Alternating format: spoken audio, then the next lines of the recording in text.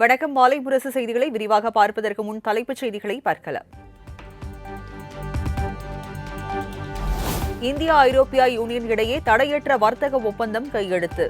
இரு நாடுகள் இடையிலான இறக்குமதி வரியை நீக்குவது குறித்த ஒப்பந்தம் வரும் 2027ஆம் ஆண்டு முதல் நடைமுறைக்கு வரும் என அறிவிப்பு.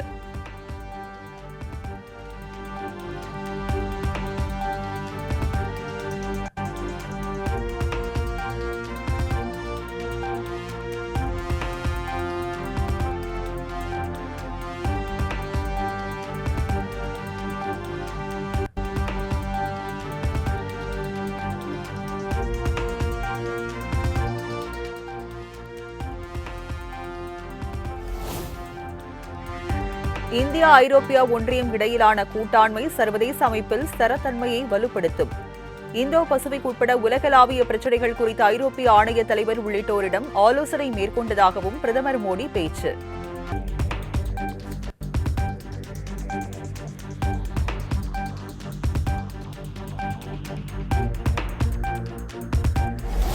டெல்லியில் மத்திய பாதுகாப்புத்துறை அமைச்சர் ராஜ்நாத் சிங் தலைமையில் அனைத்து கட்சி கூட்டம். நாடாளுமன்ற வளாகத்தில் நடைபெற்ற கூட்டத்தில் பட்ஜெட் கூட்டத்தொடரை சுமூகமாக நடத்த மத்திய அரசு வலியுறுத்தல்.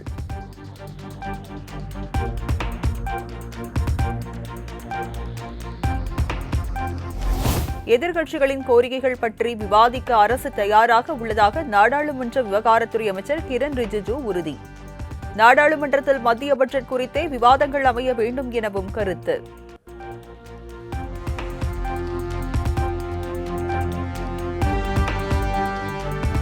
100 நாள் வேலை திட்டம் தொடர்பான சட்ட திருத்த மசோதா திரும்பப் பெற வேண்டும் என அனைத்து கட்சி கூட்டத்தில் திமுக வலியுறுத்தல். நாடாளுமன்ற பட்ஜெட் கூட்டத்தொடரில் தமிழ்நாட்டின் முக்கிய பிரச்சினைகளை விவாதிக்க வலியுறுத்தியதாக டி.ஆர். பாலு பேட்டி. தலைமை அமைச்சர் மன்மோகன் சிங் அவர்கள் நாட்டுக்கு வழங்கிய மிகப்பெரிய கொடை என்றே சொல்லலாம். ஏழை எளியவர்களை காப்பாற்றுவதற்காக ஃபார்ம் லேபர்ஸ் விவசாய தொழிலாளர்களை காப்பாற்ற விவசாயம் இல்லாதப்போ அவங்களாம் கஷ்டப்படுவாங்க. அதனால அந்த தொழிலாளர்களை காப்பாற்றுவதற்காக 100 நாள் வேலை திட்டத்தை கொண்டு வந்தார்கள். கொண்டு வந்து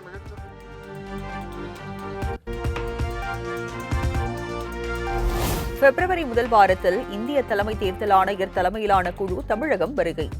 தேர்தல் முன்னேற்பாடுகள் குறித்த அரசியல் கட்சி பிரதிநிதிகள் மற்றும் மாவட்ட தேர்தல் அதிகாரிகளுடன் ஆலோசனை நடத்த திட்டம்.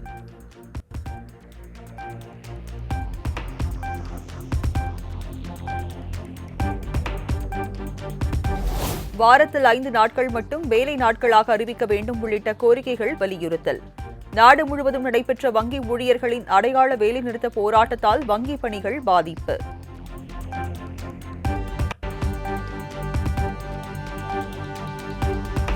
ஜம்மு காஷ்மீரின் உதம்பூர் மாவட்டத்தில் பேருந்து ஒன்று அடுத்தடுத்து வாகனங்கள் மீது மோதி விபத்து. சிஆர்பிஎஃப் வீரர் உட்பட 4 பேர் உயிரிழந்த சோகம்.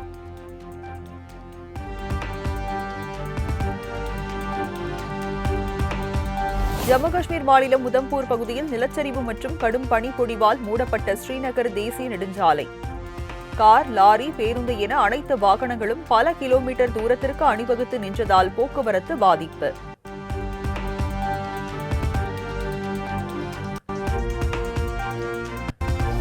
எஸ்ஐஆருக்கு எதிராக தமிழக அரசு தொடர்ந்த வழக்கு நாளை விசாரணை. உச்சநீதிமன்ற தலைமை நீதிபதி அறிவிப்பு.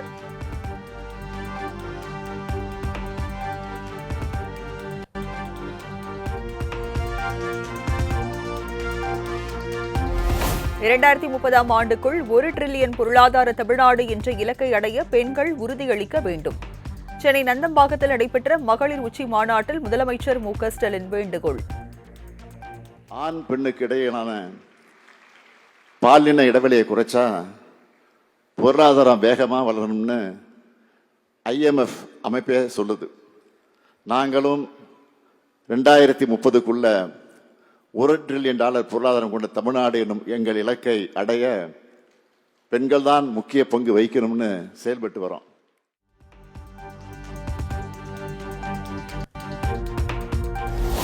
சென்னையில் மகளிர் மட்டுமே பயணிக்கக்கூடிய 10 பெண் பேருந்து சேவையை தொடங்கி வைத்தார் முதலமைச்சர் மு.க.ஸ்டாலின். 5 வழித்தடங்களில் தலா 2 பேருந்துகள் வீதம் மொத்தமாக 10 பேருந்துகள் இயக்கம்.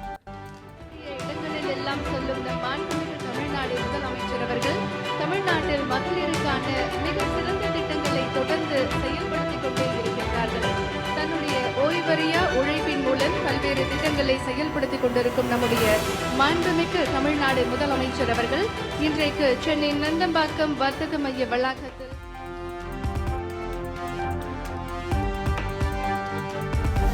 பெண்கள் முன்னேற்றத்தில் தொடர்ந்து அக்கறை காட்டி வருகிறது திமுக அரசு.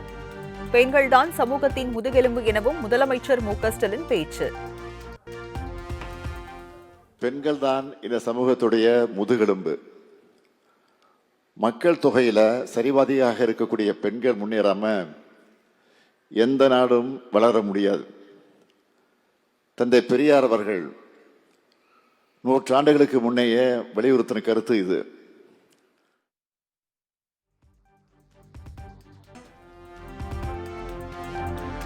சென்னை கிண்டி கிங் மருத்துவமனை வளாகத்தில் 417 கோடி ரூபாய் மதிப்பீட்டில் அமைகிறது குழந்தைகளுக்கான உயர் சிறப்பு மருத்துவமனை.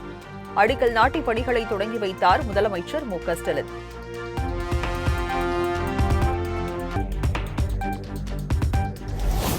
பதினான்கு வயது இளம் பெண்களுக்கு கருப்பை வாய் புற்றுநோய் பாதிப்புகளை முன்கூட்டியே தடுப்பதற்கான HPV தடுப்பூசி திட்டம் சென்னை நந்தம்பாக்கத்தில் தொடங்கி வைத்தார் முதலமைச்சர் மு.க.ஸ்டாலின்.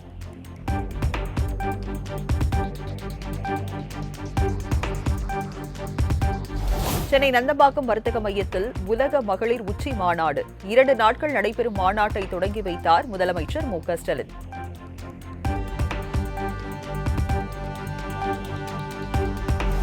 கோவாவில் தேசிய அளவில் நடைபெற்ற சிலம்பம் போட்டியில் 41 தங்கம் 19 வெள்ளி பதக்கங்களை வென்று தமிழக வீராங்கனைகள் அசத்தல். பதக்கங்களுடன் தாயகம் திரும்பிய வீராங்கனைகளுக்கு சென்னை விமான நிலையத்தில் உற்சாக வரவேற்பு.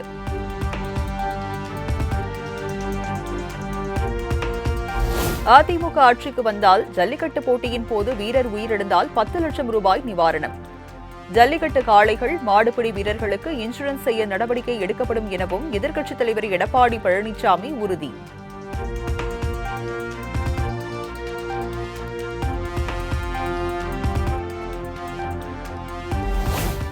ராமதாஸ் அணியுடன் தாவேகா கூட்டணியா என கேள்வி எழுப்பிய செய்தியாளர்கள். நல்லதே நடக்கும் என ஒற்றை வார்த்தையில் செங்கோட்டையன் பதில்.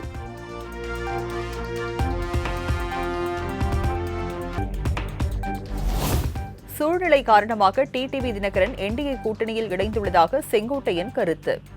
டிடிவி தினகரன் எங்கிருந்தாலும் நன்றாக இருக்கட்டும் எனவும் வாழ்த்து.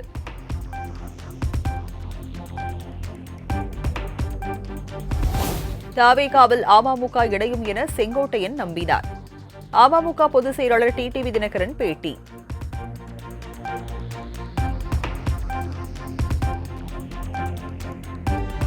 தேசிய ஜனநாயக கூட்டணிக்கு செல்வதில் எந்தவிதமான அழுத்தமும் தரப்படவில்லை.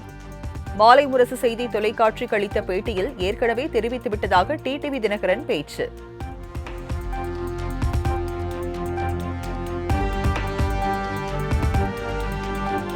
முன்னாள் முதலமைச்சர் ஓ பன்னீர்செல்வம் தேசிய ஜனநாயக கூட்டணிக்கு வர வேண்டும் என டிடிவி தினகரன் அழைப்பு. 3 முறை முதலமைச்சராக இருந்தவர் திமுக பக்கம் போக மாட்டார் எனவும் கருத்து.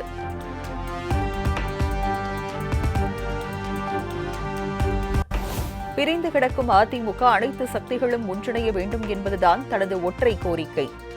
டிடிவி உட்பட யாரும் தன்னை கூட்டணிக்கு அழைக்கவில்லை எனவும் மதுரையில் ஓபிஎஸ் பதில்.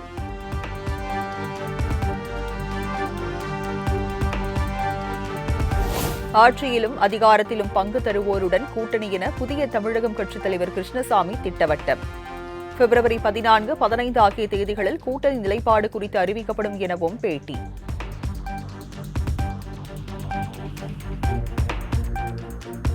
மக்கள் நீதி மய்யம் கட்சித் தலைவர் கமல்ஹாசனை பற்றிய செல்லூர் ராஜு கருத்துக்கு கவிஞர் சிநேகன் கண்டனம். எப்போதும் அரசியல் காமெடியனாக இருக்கும் செல்லூர் ராஜுவுக்கு கமல்ஹாசன் பற்றி பேசுவதற்கு தகுதியே இல்லை என விமர்சனம்.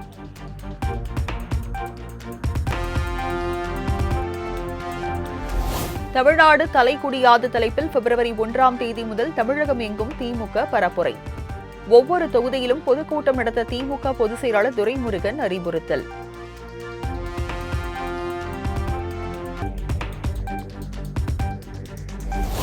திருப்பரங்குன்றம் விவகாரத்தில் போராட்டத்தில் ஈடுபட்ட 12 பேர் மீதான வழக்கு விசாரணைக்கு இடைக்கால தடை.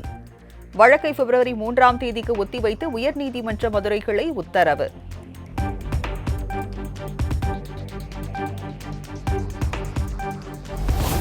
மின்கசிவு காரணமாக சென்னை பன்னாட்டு விமான நிலையத்தில் பயங்கர தீ விபத்து.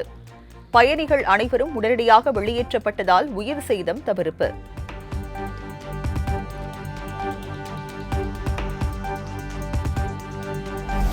தீ விபத்து காரணமாக சென்னை விமான நிலையத்தில் இருந்து புறப்படும் விமானங்கள் தாமதம். விமான சேவை பாதிக்கப்பட்டதால் வெளியூர் வெளிநாடுகளுக்கு செல்ல வேண்டிய பயணிகள் கடும் அவதி.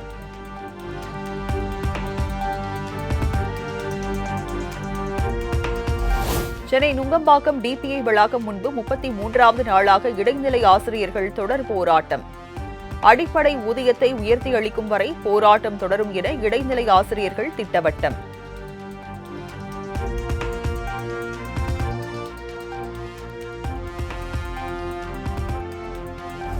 பணி நிரந்தரம் செய்யக்கோரி சென்னையில் அனைத்து பல்நோக்கு மருத்துவமனை பணியாளர்கள் சங்கங்களின் கூட்டமைப்பினர் சாலை மறியல்.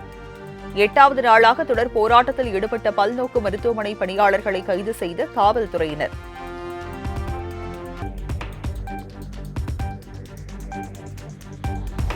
ஊரக வளர்ச்சித்துறையில் காலியாக உள்ள 597 பணியிடங்களை நிரப்பிட அனுமதி.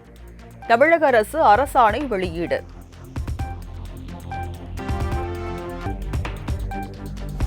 திருப்பரங்குன்றம் முருகன் கோவிலில் தைப்பூச தெப்பத் திருவிழாவினை முன்னிட்டு வெகு விமர்சையாக நடைபெற்ற தேரோட்டம். திரளான பக்தர்கள் கலந்து கொண்டு தேரை வடம் பிடித்து இழுத்து வழிபாடு.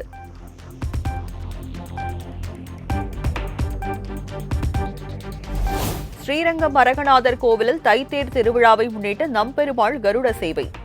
திரளான பக்தர்கள் ரெங்கா ரெங்கா என பக்தி முழக்கமிட்டு சாமி தரிசனம்.